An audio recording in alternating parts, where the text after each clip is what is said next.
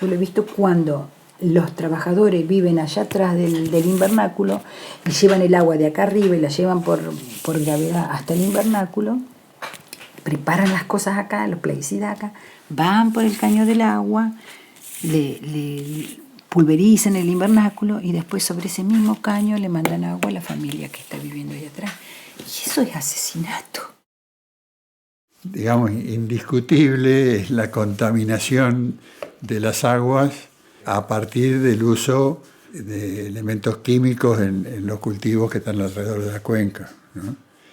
Hoy en día no es tan así que uno puede ir al arroyo y tomar el agua del arroyo como pudo haber sido hace 30, 40 años atrás, ¿no?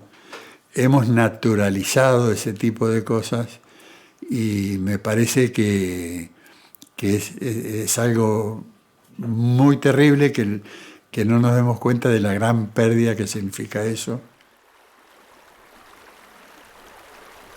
Los testimonios del mal desarrollo son múltiples. Sina Citera y Tincho Martínez, ambos productores agroecológicos, son testigos diarios del avance sobre la naturaleza que potencian los daños de la crisis climática. La cuenca del arroyo Las Conchas se ve amenazada por muchas problemáticas socioambientales. Desmonte, fumigaciones, inundaciones y sequías son algunas de ellas. Pero todas estas situaciones no están aisladas, sino que se enmarcan en el cambio climático.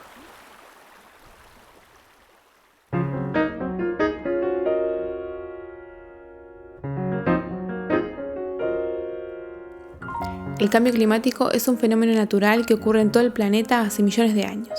Ahora bien, desde el siglo XIX, estas alteraciones en el clima se han incrementado a causa de la acción humana y el modelo de consumo desmedido. ¿Y esto, cómo se ve reflejado en la cuenca? Lo que sí se ve mucho es la falta de agua en sectores donde antes sí había. Ese arroyo Sauce Solo era sumamente caudaloso y cuando uno ve hoy todas esas barrancas que han quedado del caudal anterior de agua, y sí, yo que he estado en el arroyo mucho de mi niñez, por ahí ni siquiera se ve agua. Hasta ese punto han llegado distintos lugares del arroyo Sauce Solo. También, como consecuencia de todo el cambio climático y los cambios en los regímenes de lluvia, etcétera, etcétera, la escasez de agua en el arroyo es notable, ¿no?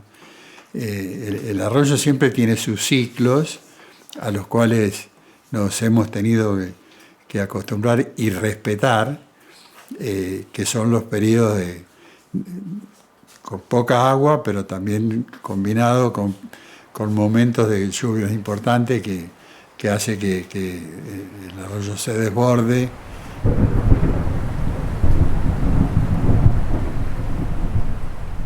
Y que bueno, el tema de las crecientes hoy está peor.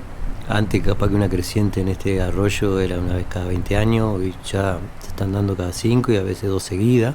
Creo que tiene que ver el cambio climático y ni duda la deforestación. El agua, el monte amortiguaba, ahora llueve y con el cambio climático te llueve en 2 horas muchísimo y te arrasa porque no hay amortiguación del agua y va directamente, y así también la pérdida de suelo.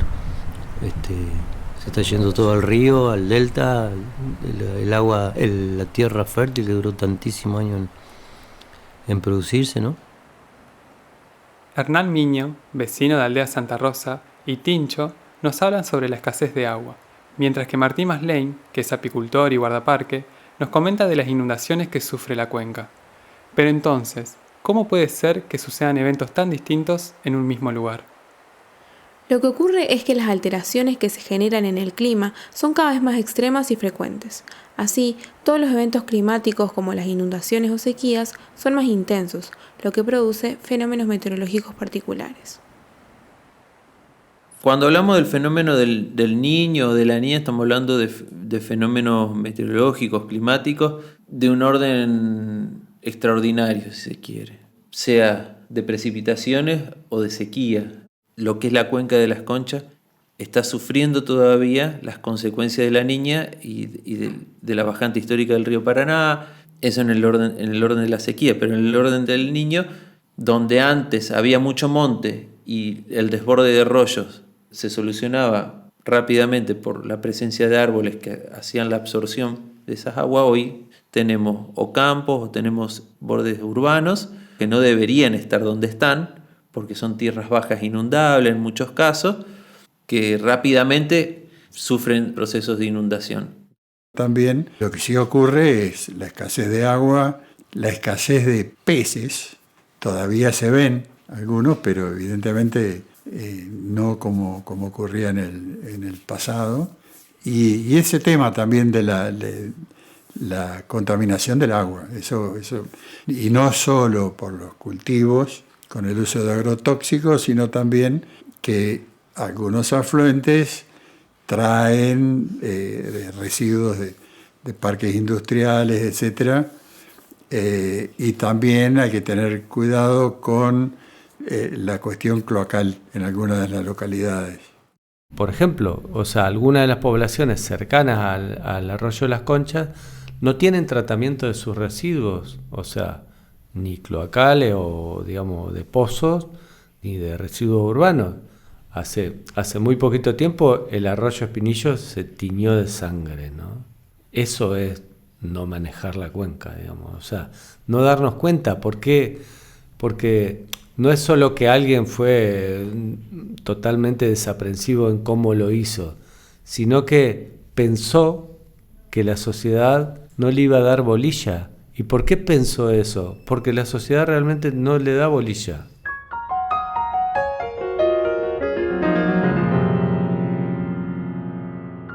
No solo los residuos urbanos o cloacales llegan a los arroyos, sino que también los desechos de las industrias.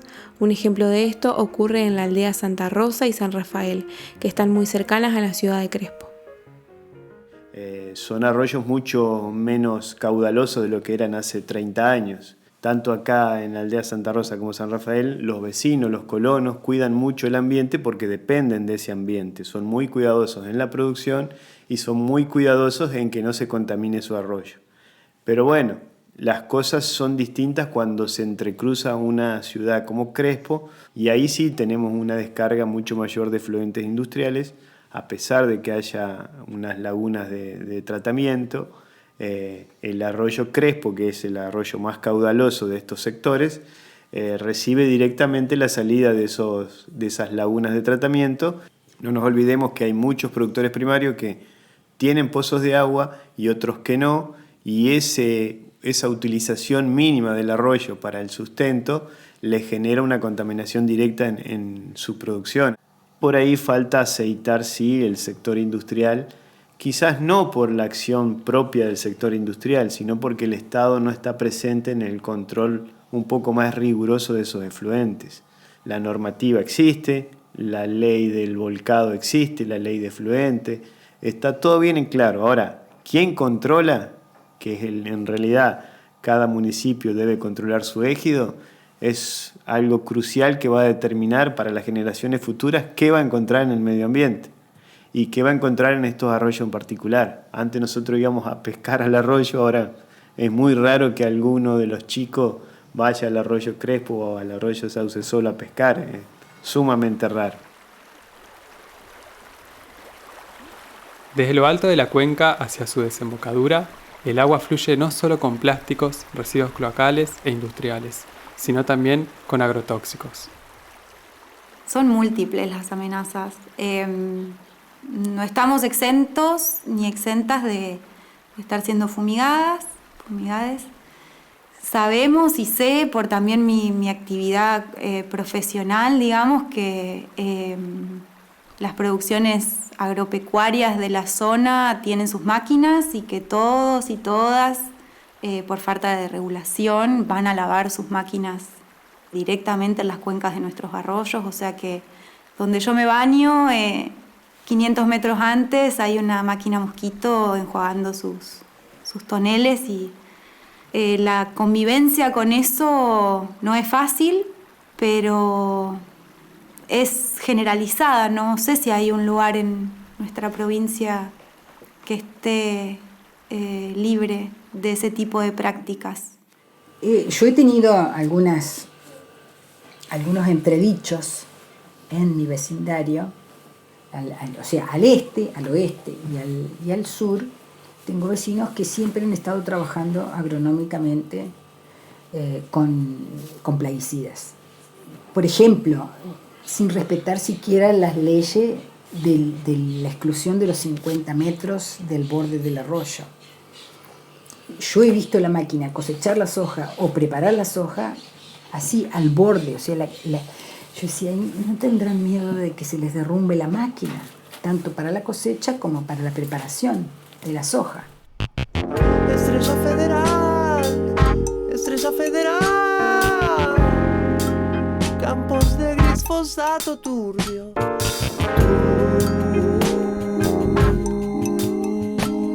que enturbia el río.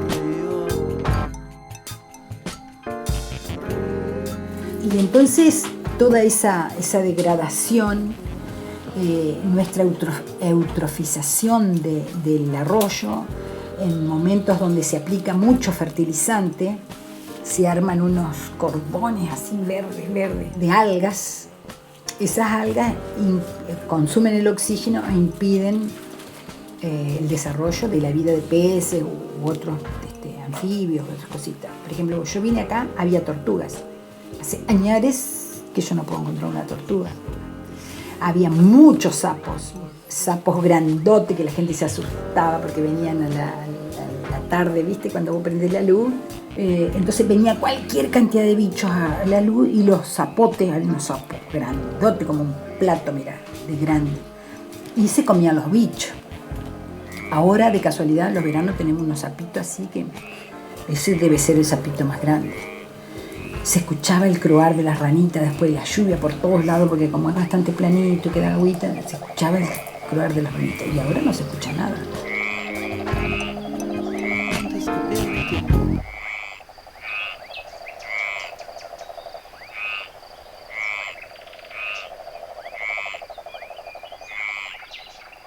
Entre Ríos es una provincia que se caracteriza por lomadas y abundantes cursos de agua.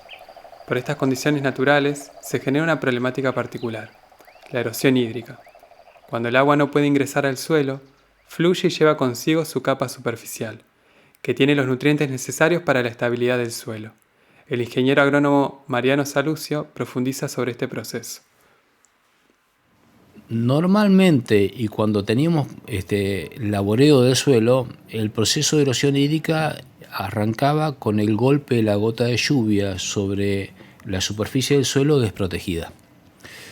Ese golpe de la lluvia más el estallido del agregado, el agregado son las distintas partículas del suelo con la materia orgánica que forman la estructura del suelo. Ese agregado estallaba y al estallar se separan las partículas. Y las partículas de limo son las que van tapando los poros por donde infiltra el agua. Ese proceso en el campo se le llama como un planchado del suelo. Cuando el suelo se plancha, disminuye la infiltración y empieza el escurrimiento. Primero como una delgada capa superficial de agua y eso lo llamamos erosión laminar. Ahora, esa erosión laminar en algún momento se encuentra con bastante pendiente, con algunos pequeños desniveles y empieza a concentrarse el agua. Y cuando el agua se concentra y toma velocidad, toma mucha fuerza y empieza un proceso de degradación, de erosión hídrica que llamamos erosión en surco. Ante estas múltiples amenazas surge la figura de áreas naturales protegidas, como estrategia de conservación de la biodiversidad nativa. La cuenca del arroyo Las Conchas cuenta con la primera reserva natural a nivel provincial, el Parque Escolar Rural Enrique Verduc. El Parque Escolar Rural Enrique Verduc es una reserva relativamente pequeña, son solo 600 hectáreas, que están en el corazón de lo que es la cuenca media e inferior del arroyo, pero que tiene una importancia en cuanto a servicios ecosistémicos muy relevante y muy importante hoy más que nunca. Entonces, pero es una reserva pequeña con mucha presión del entorno. Hay que hablar de que es una reserva que se ve fuertemente afectada por la fragmentación ambiental hacia adentro, o sea, pasa una ruta nacional de gran circulación como es la Ruta Nacional 12, pero aparte de eso está cada vez más rodeada por la frontera urbana de lo que son las comunidades satélites de la ciudad de Paraná, que están teniendo un crecimiento demográfico muy, muy fuerte, muy grande, en muchos casos con urbanizaciones que no contemplan todos los aspectos que deberían contemplarse en cuanto a impacto ambiental, sobre todo al mediano y largo plazo. Y también por el crecimiento de la actividad agrícola, ganadera. Entonces, al crecimiento urbano, al crecimiento de la frontera agrícola, le tenemos que sumar también los problemas de invasión biológica, también por actividad humana. Entonces, toda esa presión trabaja hacia el interior de los hábitats naturales, afectando fuertemente el equilibrio natural que puede presentar un bosque nativo.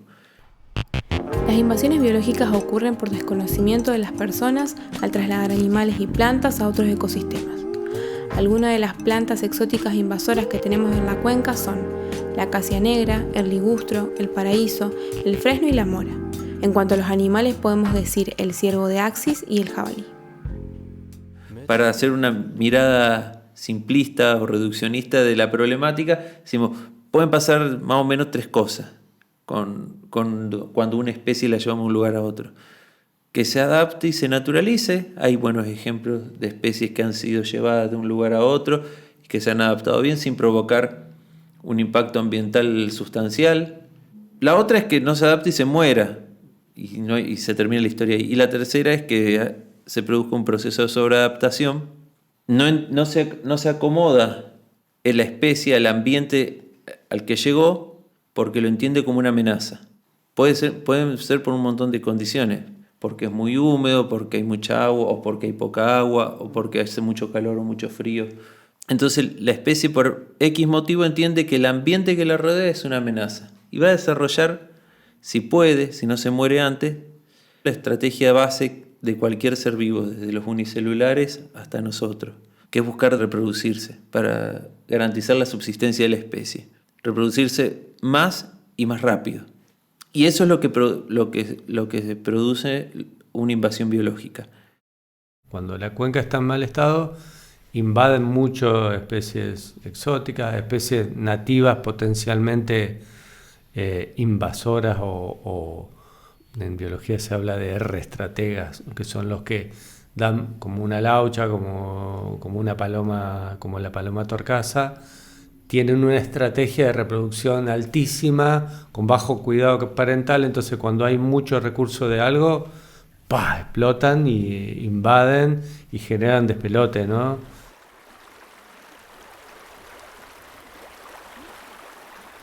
La disminución de nuestra fauna nativa también se ve afectada por la caza indiscriminada. El caso más importante en la cuenca es el yaguareté. El registro oficial en la provincia de Entre Ríos es que ahí muy cerquita del parque, a un par de kilómetros del parque, en 1950 se mató el último yaguareté del que se tuvo registro en la provincia. Esto trajo una dificultad porque con la desaparición del monte, estas especies que son grandes felinos vieron muy condicionadas sus posibilidades de subsistencia y tuvieron como que empezar a acomodarse al nuevo contexto que se les presentaba, de tener que transitar grandes extensiones sin protección o sin la protección del monte y empezar a cazar animales de granja. Esto fue lo que trajo como una fuerte reducción, porque ante la incursión en lugares productivos, en campos, se los empezó a matar. Y en la provincia terminaron por desaparecer. Lo mismo ha pasado con el yacaré. De hecho, hacia el año 2007, en el parque, habíamos dejado de tener registro de la presencia de yacaré. Actualmente hay, porque se trabajó su reintroducción, pero como es una especie que por presión de caza y por desaparición de hábitat vio muy condicionada su subsistencia, fue desapareciendo. Lo mismo con las vizcachas, que en la costa del Uruguay tienen una fuerte presencia. Todo lo que es la cuenca de las Conchas se ha visto fuertemente reducida por la desaparición de hábitat.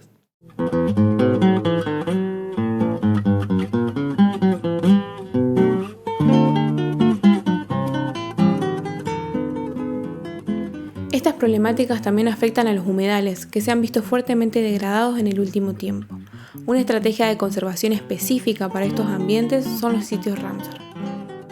Un sitio Ramsar es una categoría de área protegida que que protege de una forma muy liviana, si se quiere. O sea, un sitio Ramsar no nos da elementos legales, por ejemplo, para prohibir casi nada, digamos, pero tenemos un sello que nos ayuda mucho. ¿Qué es ser declarado sitio Ramsar? Es que la comunidad internacional reconoce que ese humedal que se está queriendo proteger es de importancia para el mundo. Es declarar la cuenca media y baja de las Conchas como de importancia, un humedal de importancia internacional. La Porota es 30 hectáreas de un lado y 60 hectáreas del otro, y por el lado de enfrente estamos pegados al Parque San Martín. Hablándolo con Alfredo Verdú, sí, él quería hacer de todo esto un sitio Ramsar, que está el proyecto ahí, pero a la vez surgió el tema de que se podía pensar en áreas privadas que se podían lograr que sea un área natural protegida, que creo que la ayuda es una disminución de impuestos, pero comprometerse a cuidar pequeños nodos o corredores biológicos para... Y dijimos este lugar, porque además nosotros coincidimos con eso, no queremos ninguna explotación atrás del lucro, siempre queremos vivir dignamente y en respeto con la Pacha, ¿no? Empezamos a pensar, ya que veníamos desde hace años trabajando en conjunto con la gente del Parque Escolar Rural Enrique Verdú, y además apoyando la iniciativa que ya lleva varios años de tratar de que se declare la cuenca del arroyo como sitio Ramsar. Dijimos, bueno, en ese terreno tenemos que avanzar, y decidimos en el año 21 realizar todas las gestiones necesarias para que nos consideren área natural protegida en la categoría reserva de uso múltiple, o sea que permite actividades productivas. Había que tener un guardaparque, como yo vivo acá, nos planteamos quién hacía la capacitación, que fue un año, yo la hice y bueno, soy un guardaparque de la Porota, ya lo era, un cuidador del espacio, pero bueno, ahora con un papelito y el sombrero.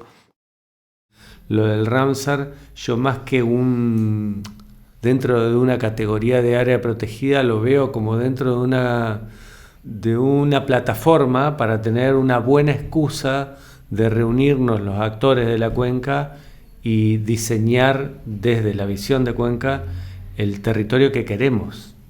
Esto, digamos, como hacer un buen ordenamiento territorial participativo, y que estamos a tiempo de que esa cuenca tenga un buen manejo. Y también lo que creo que es que políticamente, socialmente, necesitamos ejemplos de cómo sería manejar bien. No solo por la cuenca esa, sino por decir, bueno, tenemos que demostrar que se puede, así como la conservación bien entendida beneficia a la producción, beneficia al turismo, beneficia a la cultura. Bueno, esto es lo mismo, ¿no? O sea, creo que estamos en un buen momento para recuperar el funcionamiento de esto. Con esta visión de cuenca se ha presentado un proyecto que propone que la cuenca del arroyo Las Conchas sea declarada como sitio Ramsar, bajo el nombre de Íjara, expresión guaraní que significa guardián de las aguas. Todo está relacionado, no nos podemos hacer los sonsos y los desentendidos sobre algo que nos relaciona directamente. Si el medio ambiente no está bien, nosotros no vamos a vivir bien.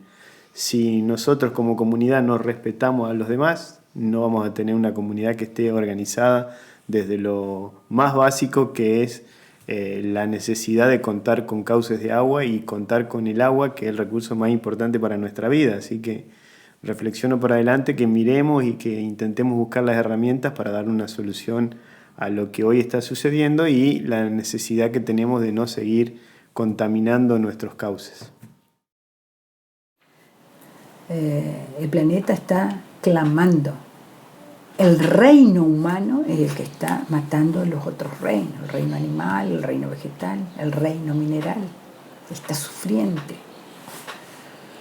por la acción indebida del reino humano. Así que tenemos que hacer nosotros, que pertenecemos al reino humano, concientizar a nuestros semejantes. Y vos, Martín, como cuidador de la cuenca, ¿pensás que hay esperanzas? Esperanza siempre. No se cuida y no se ama lo que no se conoce. Por más que lo lea, que esté en internet, hay que tratar de ir a la tierra lo más que se pueda. Salirse un poco de las ciudades y conocer un poco, pero para cuidarlo. No pensar solamente en la explotación. Mucha gente está queriendo volver a la tierra y creo que pasa por ahí. Los poderosos son muy poderosos todavía, pero de alguna forma se va a cambiar. Espuma sobre las olas, mansa nube adormecida. Comparten sus voces, por orden de aparición, Sina Citera, Martín Tincho Martínez, Hernán Miño, Martín Maslein, Lucas Cid, Alfredo Verdú y Victoria Larrategui, a quienes agradecemos su participación. La nube y el espejo quiere su alma de aguacero, canoa, achicadera, sombrero. Fragmentos musicales que acompañan estos relatos por orden de aparición. Huella de arena de Sebastián Maki, Estrella Federal de Pedro Guastavino, De mi guitarra a la costa de Miguel Zurdo Martínez y El río del sur de Carlos Negro Aguirre, versión de Lucas Monzón. Este podcast es una producción original del proyecto Historias que cuentan nuestras cuencas, impulsado por el Programa Provincial de Cultura del Agua, Entre Ríos, Tierra de Agua.